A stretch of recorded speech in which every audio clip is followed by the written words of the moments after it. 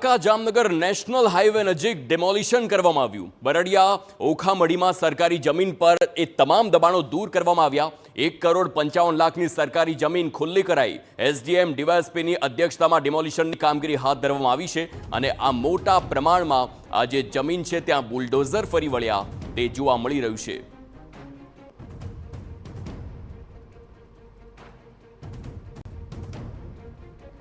સંવાદદાતા Divyesh વાયડા phone line પર છે। દિવ્યેશ, ફરી એકવાર દાદાનું બુલડોઝર ફરતું અહીં જોવા મળી રહ્યું છે।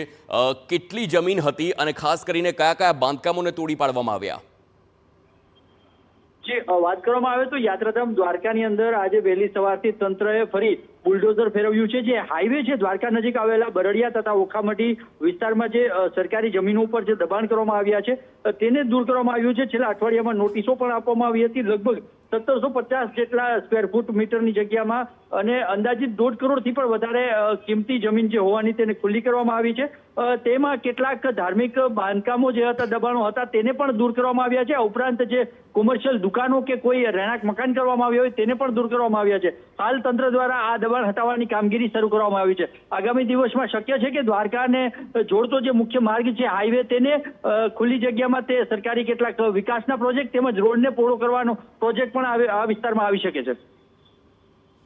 જી આભાર દિવ્યેશ સમગ્ર માહિતી બદલ।